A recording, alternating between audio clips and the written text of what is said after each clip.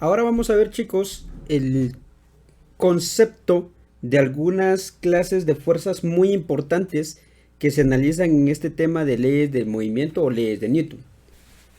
Vamos a repasar dos que ya mencionamos en el video anterior, solo lo vamos a recordar. Clases de fuerzas. Dice, una de las fuerzas muy importantes que debemos de conocer, porque debemos de entender cómo funcionan en los problemas, es el peso, que ya lo habíamos mencionado. El peso dice que es la fuerza que un cuerpo ejerce hacia abajo debido a la fuerza de gravedad. Pues nosotros sabemos de que media vez un objeto está dentro de un lugar que tenga gravedad, entonces va a tener un peso. Y el peso siempre va dirigido ¿hacia dónde? Hacia abajo. Ya sabemos que el peso equivale a masa por gravedad y se representa con la letra W, ¿verdad? Esta es una de las fuerzas principales que hay que entender. La segunda fuerza es la fuerza normal.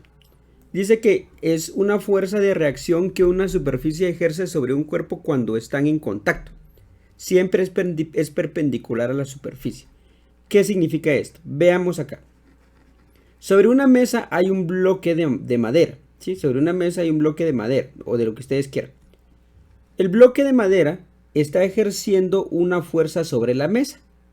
Pero como hay contacto entre las dos masas, entre el bloque y la mesa, entonces la mesa reacciona porque tiene que aguantar todo ese peso que está por culpa del bloque.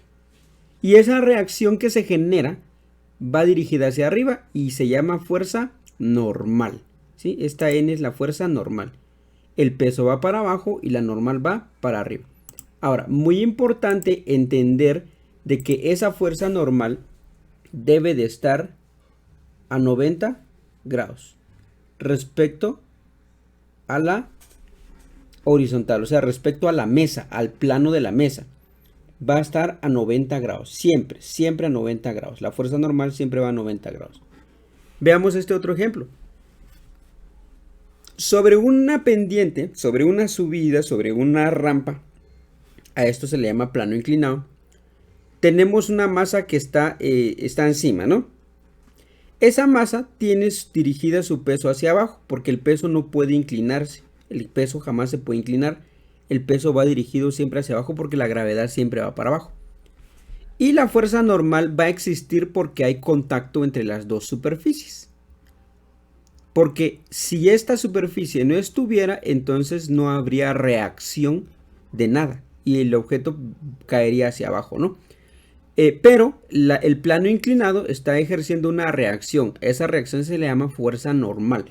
Y va de manera perpendicular al plano. ¿Qué significa perpendicular al plano? Que va a estar a 90 grados. O sea, el plano es esto, cheque. Este es el plano. Un poquito torcido ahí.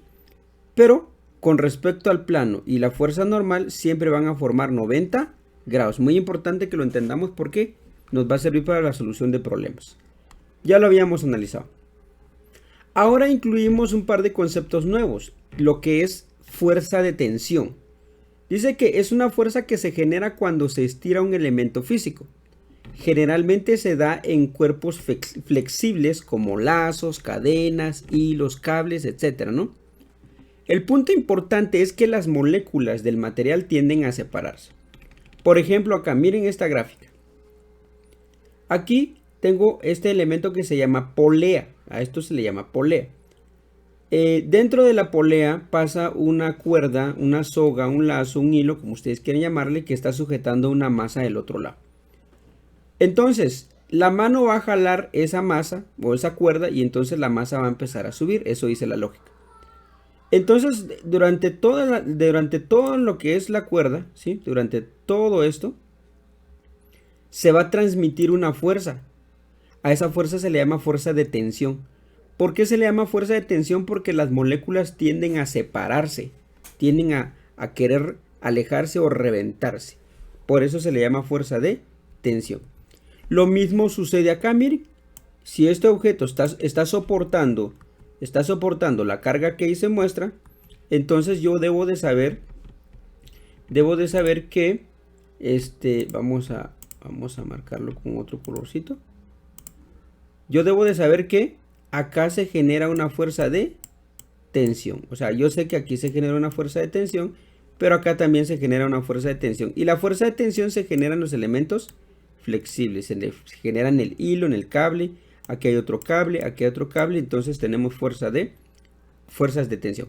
Ahora, algo que también debemos de considerar es que la fuerza de tensión es la misma cuando es el mismo hilo. Pero si tenemos un corte, un nudo o una derivación, entonces la tensión ya va a ser distinta. Por ejemplo, esta tensión es la misma, porque es el mismo hilo. O sea, el valor de la fuerza de tensión es la misma. Esta tensión de acá yo le voy a llamar tensión 1, porque ese hilo es diferente al hilo de abajo. Y a esto le puedo llamar tensión 2. Y a estos de acá le voy a llamar tensión 3 y posiblemente tensión 4, ¿no? Media vez los hilos son diferentes o tienen una derivación, entonces ya no es la misma tensión, ¿verdad? Veamos este ejemplo que es muy similar al primero. Acá esta cuerda transmite una fuerza. La fuerza que se transmite en toda esa cuerda se le llama fuerza de tensión.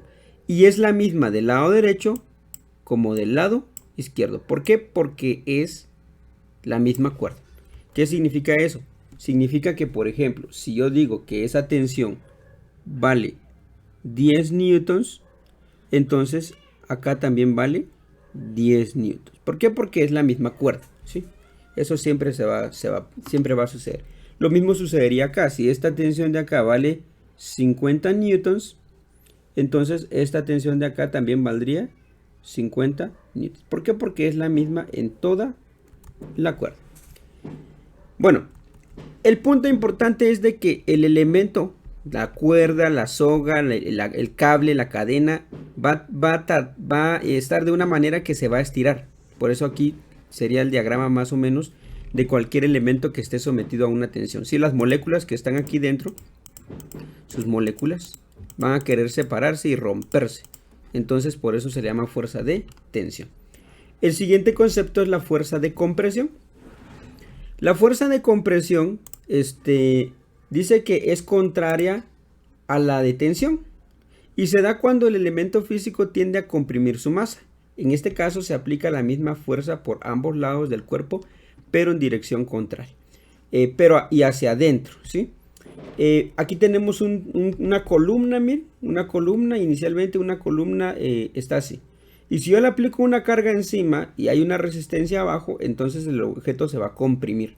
Al momento de querer comprimirse, se está transmitiendo una fuerza en todas sus moléculas. Se están comprimiendo. A esa fuerza se le llama fuerza de compresión. Aquí tenemos, miren, una estructura y las columnas están cargando todo el peso de la estructura y entonces tengo una fuerza dirigida hacia abajo y hay una reacción por el suelo. Recuerden que hay una reacción que se llama fuerza normal. Entonces el objeto se empieza a comprimir, ¿no? Ahí tenemos un claro ejemplo de lo que es fuerza de compresión. Aquí tenemos otro ejemplo de fuerza de compresión, ¿no? Cuando usted quiere aplastar un huevo de esta manera, entonces las moléculas de nuestro huevo se está comprimiendo. Las moléculas, o sea, todos los átomos tienden a pegarse más, a compactarse más. Por eso se llama fuerza de compresión. La siguiente fuerza es una fuerza muy importante que se le llama fuerza de fricción. Una fuerza de fricción es una fuerza de rozamiento que se opone al movimiento de un cuerpo. Generalmente es así.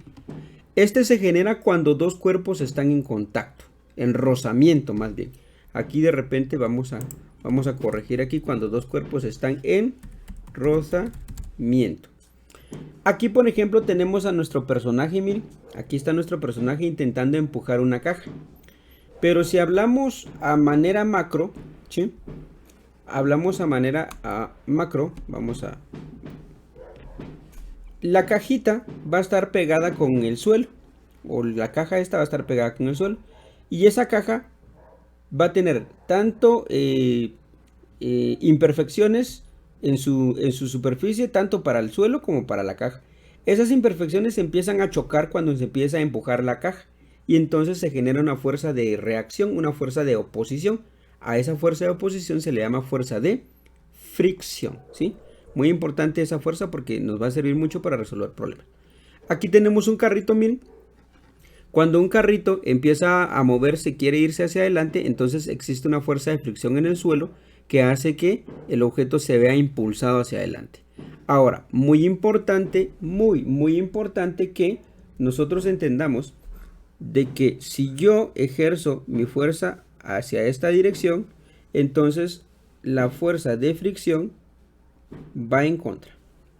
Si el carrito quiere ir para esta dirección con una fuerza F gracias a su motor, entonces la fuerza de fricción va en contra del movimiento, ¿verdad? Es muy importante porque gracias a esto se pueden producir los movimientos, ¿no? Imagínense que el piso, imagínense que el suelo estuviera totalmente encerrado, de tal manera que no haya fricción. Entonces el carrito no se va a mover porque no va a haber contacto con nada, va a estar la llanta va a estar patinando y no va a hacer tracción y entonces no se va a mover. Por eso la fuerza de fricción es muy importante. Y tiene una fórmula.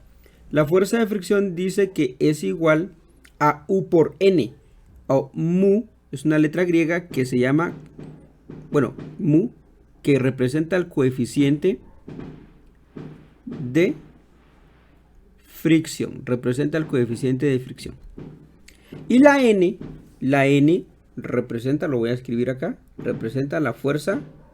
Bueno, vamos a escribirlo mejor tal y como es, porque es fuerza normal, ¿sí? Entonces, por eso es importante calcular la normal, porque si yo tengo el coeficiente de fricción, lo multiplico por la normal y entonces tengo la fuerza de fricción. Más adelante vamos a analizar bien este criterio. Bueno, y ahí tenemos lo que es la fuerza de fricción. Para entender un poquito mejor lo que es fuerza de fricción, vamos a referirnos a un diagrama. Miren acá. Aquí tengo un libro de física abajo y tengo un libro de física encima, ¿de acuerdo? Y aquí estamos agrandando con un aparato, estamos agrandando lo que está sucediendo entre el roce de los dos objetos. Y aquí está, miren, esta es la superficie del libro de física y esta es la superficie del libro de química. Entonces, si yo muevo un libro hacia un lado, si lo pego, si pego el libro de color celeste con el libro de color verde y lo arrastro, miren qué empieza a pasar en el termómetro. Miren, esa fricción, ese rozamiento que va a haber se convierte en calor, ¿sí? Si usted frota varias veces su mano con un hilo, ahorita que ustedes vayan a volar barrilete y van a darle hilo, van a darle cuerda a su barrilete y el hilo le va a pasar por la mano, lo va a quemar. ¿Por qué? Porque hay fricción, hay rozamiento. Y ya nos damos cuenta que miren cómo incrementa la temperatura. La temperatura se incrementó bastante. ¿Y qué pasó con las superficies? Se pusieron un poquito más uniformes, ¿verdad? Es porque se pusieron más lisas. Aún así sigue habiendo fricción. ¿Por qué? Porque al momento de estar en contacto hay rozamiento entre las moléculas, entonces hay una fuerza que se opone al movimiento. Y nunca se va a quitar, porque los cuerpos siempre van a tener imperfecciones, ¿verdad? Bueno, vamos a resolver algunos problemas donde la fricción es nula, o sea, vamos a considerar de que no hay fricción, y vamos a resolver algunos problemas donde sí hay fricción. Pero para entender bien esto, debemos de entender también de que existen dos tipos de fricción. Está la fricción cinética, que es la fuerza de fricción que se da cuando hay rozamiento y un cuerpo está en movimiento. Cuando usted, por ejemplo, está empujando una mesa, lo está empujando, no lo está levantando, sino lo está empujando una caja, usted está ejerciendo una fuerza en dirección a favor, ¿sí?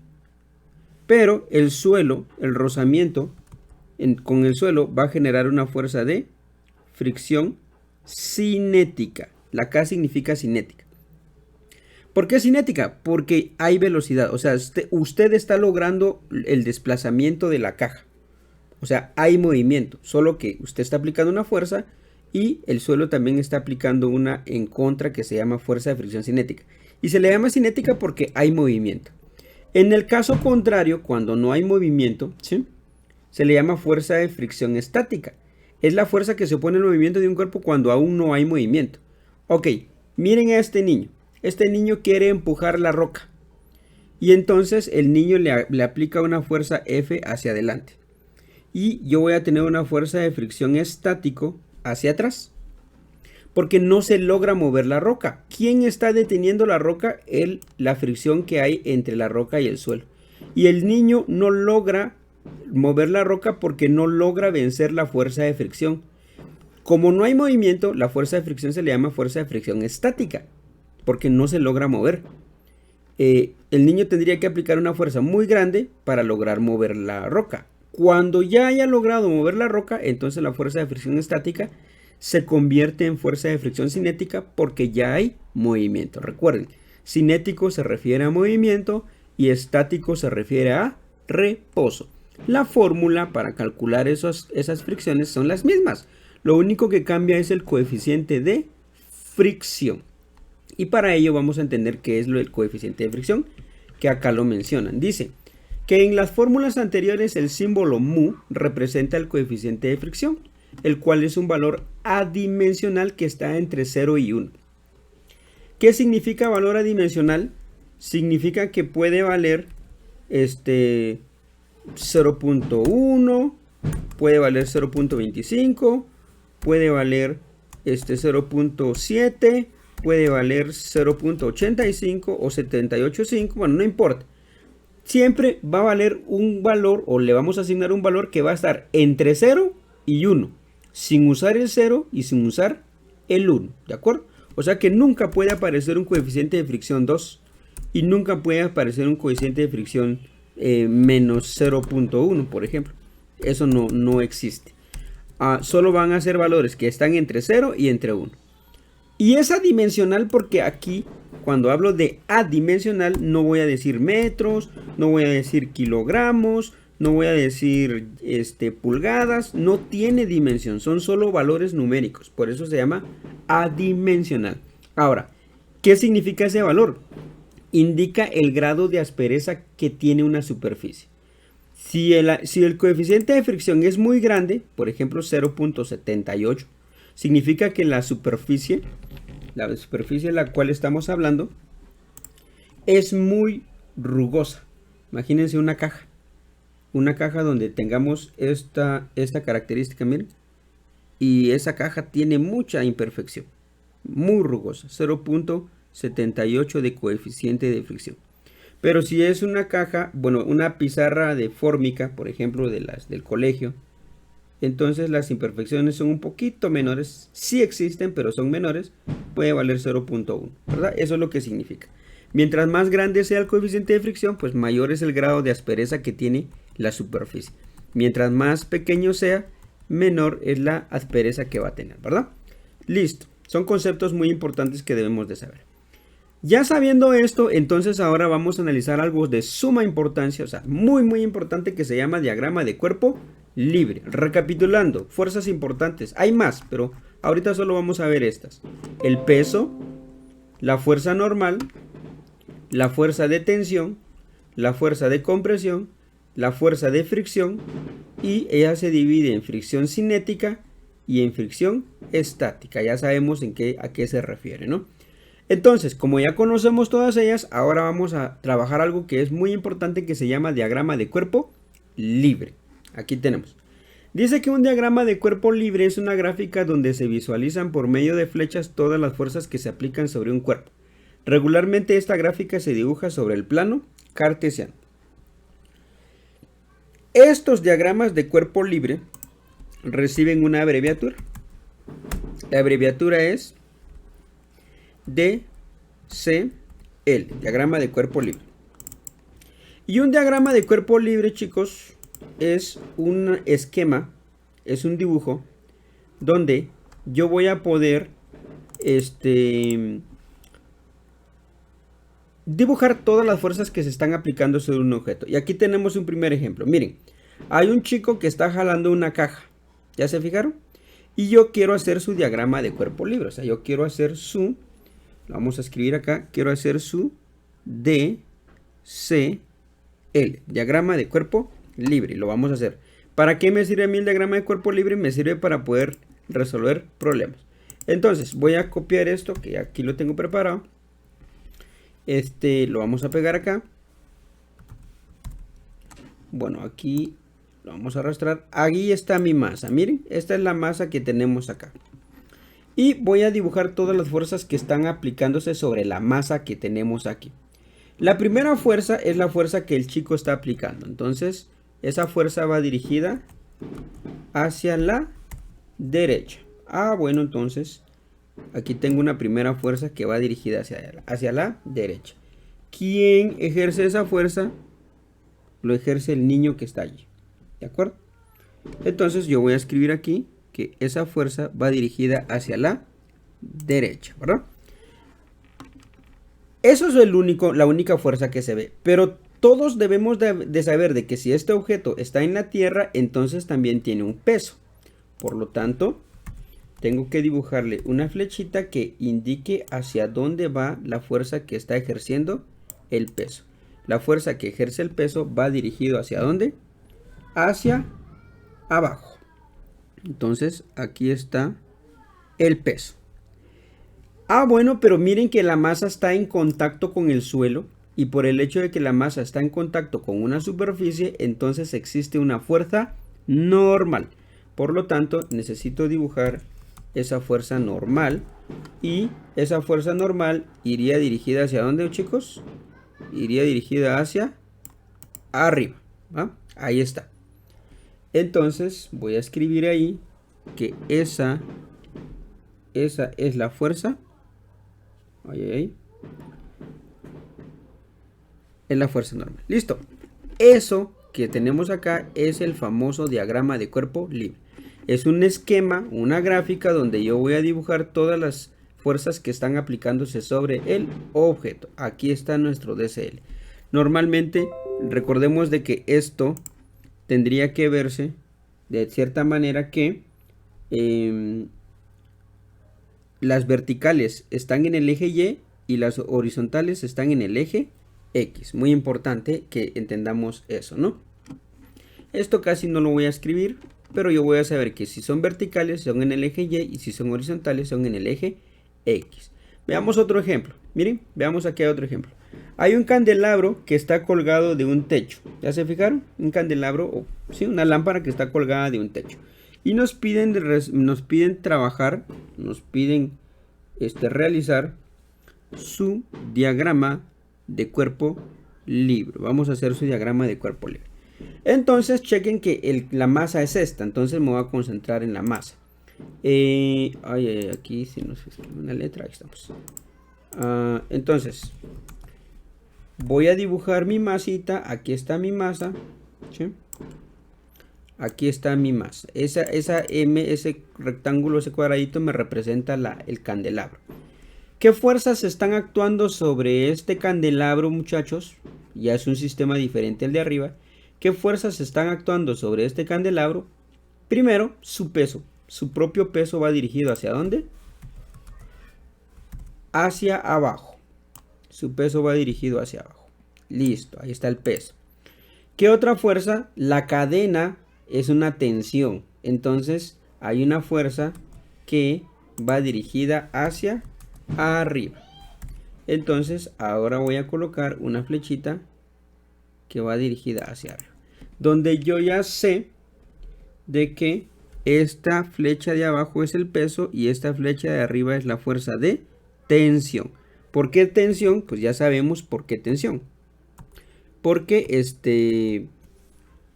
es un elemento flexible que transmite esa fuerza en toda esta parte, ¿no? La cadena transmite una tensión.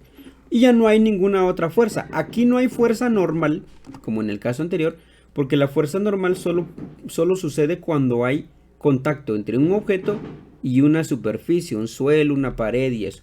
Pero nuestro candelabro no tenía contacto con ningún suelo, con ninguna pared, sino que simplemente estaba colgado. Entonces hay una tensión que lo jala hacia arriba y el peso que va dirigido hacia abajo, ¿verdad? Fácil. Veamos este otro ejercicio. Veamos este otro. Vamos a hacer su DCL. Vamos a hacer su diagrama de cuerpo libre. Pero ahora, como es un sistema de masas, aquí vamos a poner una fuerza F de aplicación.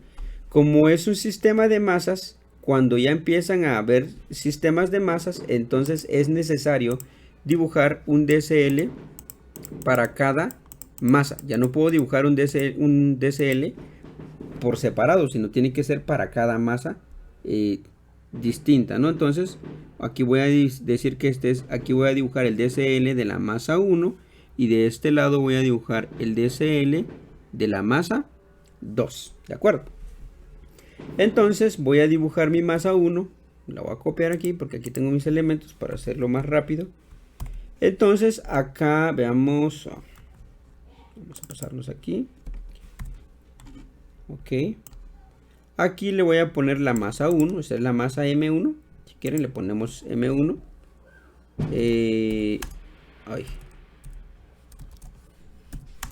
Ahí está, M1. Y la primera fuerza que le afecta al M1 es la F. ¿Hacia dónde se aplica esa F? ¿Ya se dieron cuenta? Esa F se aplica hacia la derecha. Entonces ahí vean. Apliqué la fuerza F ¿hacia dónde? Hacia la derecha. ¿Por qué? Porque es lo que la gráfica me está mostrando. ¿Qué otra fuerza se le aplica a la M1? Ay, juela, miren que por la tercera ley de Newton, al moverse la M1 hacia la M2, choca con esta M1, por lo tanto voy a tener una reacción, ¿sí? Esa reacción va a ir en contra al movimiento, no porque se está oponiendo, va a encontrar un obstáculo y entonces ahí voy a encontrar una fuerza que se está resistiendo, ¿verdad? Entonces, para no confundirme, yo a esto le voy a poner la fuerza F hacia la derecha y una fuerza P, digamos, una fuerza P que reacciona. Esa fuerza P es una fuerza que se genera porque hay un contacto entre las dos masas, ¿no? Bueno, ¿qué otra fuerza le está afectando a la M1? Ya se fijaron, pues también está el peso. Porque todo objeto dentro de la Tierra tiene un peso que va dirigido hacia abajo. Como esta M1 sí está sobre una superficie, o sea, sí está sobre el suelo, entonces también voy a tener una fuerza normal, ¿sí? También voy a tener una fuerza normal. Listo. Lo único que tengo que hacer es escribir esas variables. Aquí está la normal y aquí está el peso. Y así quedaría el diagrama de cuerpo libre de la masa número 1. Bueno, ahora tengo que hacer el diagrama de cuerpo libre de la masa número 2. ¿Sí? Lo vamos a hacer de este lado. Vamos a escribir acá para no confundirnos. Vamos a poner 2, ahí estamos. Ahora, entonces, ¿cómo quedaría este diagrama de cuerpo libre? Pues es sencillo. Esta fuerza F hace que la M1 le pegue a la M2. Cuando hacen contacto las dos masitas, acá se genera una acción y una reacción que yo le asigné la letra P, o sea, la fuerza P de contacto. Entonces, esta M1 le pega con una fuerza P a la M2, pero la M2 por la tercera ley de Newton reacciona también con esa misma fuerza. Significa que voy a copiar, vamos a tener una fuerza que va dirigida en esta dirección, ¿sí? Y esa fuerza que va dirigida en esa dirección, valga la redundancia, es la misma fuerza P por la tercera ley de Newton. ¿Por qué? Porque aquí está la P pegando hacia adelante, pero esa misma reacción que es P va en contra. O sea que para la masa 1 lo detiene, pero para la masa 2 lo impulsa hacia adelante. Nada más. Enfrente no tiene a nadie, entonces ya no hay nadie más. Ahora voy a dibujar la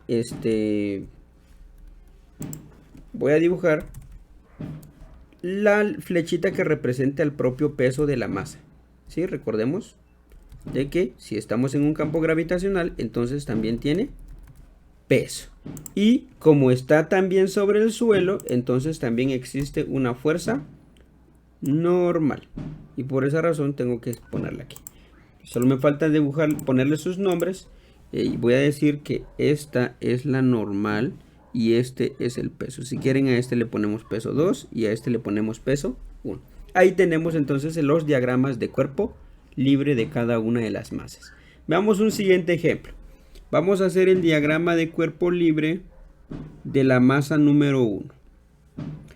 Bueno, la masa número 1 lo tenemos ahí. Vamos a copiar esta masita para para no estar yendo y viniendo.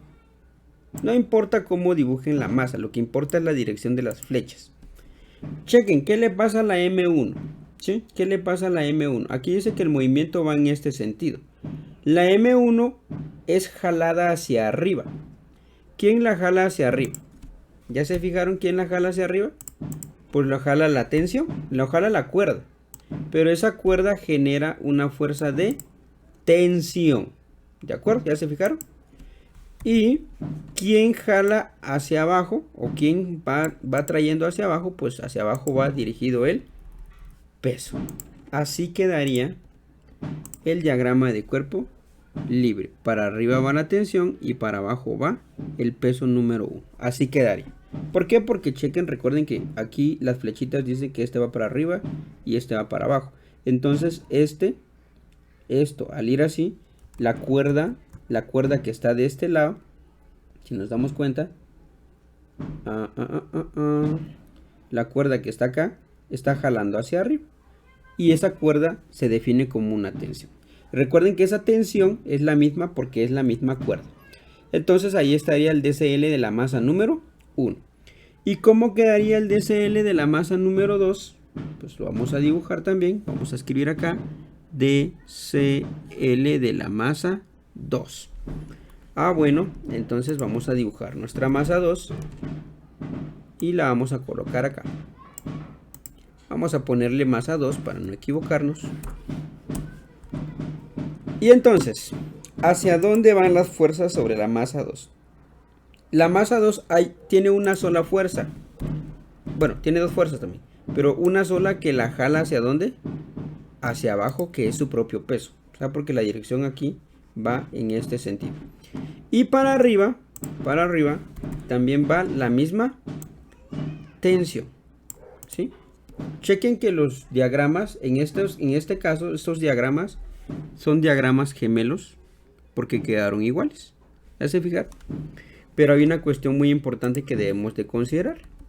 Las flechitas indican la dirección de las fuerzas, no el movimiento. ¿De acuerdo? Miren que los diagramas quedaron iguales. ¿Para dónde va esta cuerda? La tensión de esta cuerda para arriba y el peso para abajo. Y el peso va para abajo y la tensión también va para arriba. Aunque el movimiento sea en esta dirección, entonces la tensión de alguna manera está sosteniendo esta masa. Por eso es de que va para arriba, ¿verdad? Si yo cortara esa cuerda, sucedería que yo tendría la situación de que tendría una caída libre. Entonces no es lo que está pasando, ¿verdad? Aquí tenemos entonces nuestros diagramas de cuerpo libre. Con el detalle, si usted quiere ser un poquito específico, con el detalle de indicar de que este movimiento va dirigido hacia arriba y que este movimiento va dirigido hacia abajo. Que podría ser importante, ¿no? Veamos, hagamos el DCL de este siguiente sistema. Veamos qué sucede. Aquí voy a colocar mi masa, que es la personita que está ahí, porque es la personita en la que vamos a hacerle su DCL. Bueno, aquí se me está olvidando decir de que lo que voy a hacer es el diagrama de cuerpo libre. Eso es lo que tengo que hacer. Bueno, entonces, la persona, la primera fuerza que está aplicándose sobre ella, bueno, aquí estoy dibujando, me fui al revés. Hay normal, porque está sobre el suelo, y también hay peso, porque estamos en la tierra. Ahí estamos.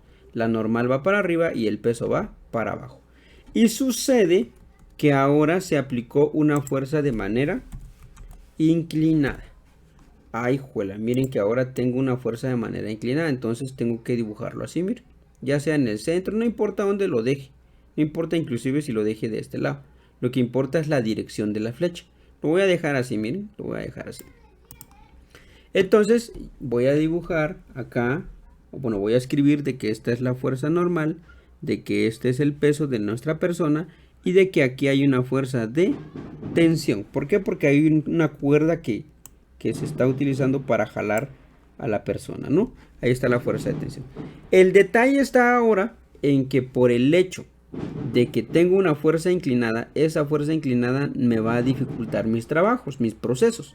Por lo tanto, yo tendría que utilizar componentes de un vector. Calcular la componente en el eje X y calcular la componente en el eje Y. Y tener el ángulo de inclinación para poder calcular esas componentes. Usando trigonometría puedo hallar esas componentes. Ahora, ¿por qué es importante eso? Porque en un DCL me interesa tener fuerzas horizontales y fuerzas verticales, no inclinadas. Por eso es necesario de que cuando les aparezca una situación como en este caso de tener una fuerza inclinada, es necesario calcularle sus componentes, ¿de acuerdo? Vean, lo hice un poquito más para allá. Voy a dibujarle sus componentes para que ustedes vean de que aquí yo tendría una componente en el eje X y también tendría una componente en el eje Y, ¿verdad? A esto recuerden que yo le puedo llamar tensión en X y a esto tensión en Y. Y aquí obviamente tendría que tener un ángulo. Muy importante eso. En la solución de problemas vamos a analizar eso. Y para terminar, hagamos el DCL de este último ejemplo. Bueno, y aquí ya tengo tres masas. Vamos a hacerlo así rapidito. DCL de la masa número 1. Ok. ¿Cómo quedaría el DCL de la masa número 1? Voy a copiar la masa que tenemos acá y veamos qué le sucede. Esa masa número 1 la jalan hacia arriba. ¿Quién la jala hacia arriba? La jala una cuerda. Y como es una cuerda, entonces a esa cuerda yo le voy a asignar fuerza de tensión. Y esa masa número 1 también tiene un peso. ¿Para dónde va ese peso? Ese peso va dirigido hacia abajo. Listo. Lo único que tengo que hacer es ahora escribirle sus nombres. Aquí voy a tener la tensión y aquí voy a tener el peso. Y le voy a poner peso 1. Ahora, miren que esta cuerda de acá es diferente a esta cuerda de acá. Por esa razón, la tensión no van a ser las mismas. Al no ser las mismas, entonces tengo que asignarle un valor distinto. Y le voy a poner tensión 1. Así quedaría el DCL de la masa número 1. Voy a hacer aquí a la par el DCL. Voy a hacer aquí el DCL de la masa número 2. ¿De acuerdo? Voy a hacer el DCL de la masa número 2. Entonces voy a colocar acá la masa número 2. Vean que lo estoy haciendo así para que quede lo mejor posible, que quede bonito. Bueno, lo mejor posible porque no queda tan bonito, pero ahí vamos, ¿no? Ahí vamos. Entonces, la masa 2, vean qué fuerzas actúan sobre la masa 2. Esta cuerda la está jalando la masa 1, pero a la vez también está resistiendo a la masa 2. Entonces, esta cuerda jala en esta dirección, ¿verdad? Porque si no existiera, entonces iría para este lado. Entonces, la tensión iría para esta dirección. Por lo tanto, necesito una flechita en esta dirección. Voy a poner acá, vamos a copiar esta y la vamos a colocar acá. Oye, vamos a ver. Ahí estamos. Entonces tenemos que esta tensión está jalando hacia acá, ¿verdad? Y esta otra tensión está jalando hacia la derecha. Entonces necesito otra flechita. Vamos a ver dónde consigo otra flechita a la derecha. Aquí tenemos una. Ok. Muy bien, entonces ahí tenemos nuestra tensión dirigida hacia la derecha. Tengo una tensión dirigida hacia la izquierda y tengo otra tensión dirigida hacia la derecha. Tengo un peso, ya se fijaron de que tengo un peso. Porque media vez estamos en la Tierra, existe el peso. Y también tengo una normal. ¿Por qué hay normal? En este caso, ¿por qué sí hay normal? Porque la masa está sobre una superficie. Y entonces así quedaría el DCL. Lo único que voy a hacer ahora es escribir de que esta es la tensión 1, esta es la tensión 2, este es el peso 2 y esta es la normal. Así quedaría. Recuerden que a este le asigné tensión 1 porque venía de acá, tensión 1, todo esto es tensión 1 y por esa razón todo esto era tensión 2. Ahí lo tenemos, ¿verdad? Y para terminar voy a hacer el DCL de la masa número 3. Ah, bueno, entonces vamos a copiar la masita, la vamos a poner de este lado. ¿Sí? Aquí está mi masa número 3. Solo le vamos a cambiar. Ahí está, masa número 3. Y entonces empiezo a dibujar. ¿Qué fuerzas están actuando sobre la masa número 3? Sencillo, su propio peso. Su propio peso va dirigido hacia abajo. ¿Qué otra fuerza está actuando sobre la masa 3? La cuerda lo está sosteniendo. Y eso entonces va dirigido hacia arriba. Pero, ¿cómo van a quedar los valores? O sea, ¿qué letra les voy a poner? Porque es muy importante ponerle la letra correcta. Esto sería el peso 3 y esto sería la tensión. ¿Cuál tensión? ¿La tensión 1 o la tensión 2? Habíamos acordado que esta era la tensión 1 y que esta era la tensión 2. Entonces, la que voy a colocar acá va a ser la tensión número... La tensión número 2. Listo, ahí estamos. Así se dibuja un diagrama de cuerpo libre, muchachos, ¿verdad? Algo muy fácil de trabajar. Únicamente hay que entender bien cómo está planteado el sistema. En el siguiente video vamos a resolver una serie de problemitas que tienen que ver con estos diagramas de cuerpo libre, ¿verdad?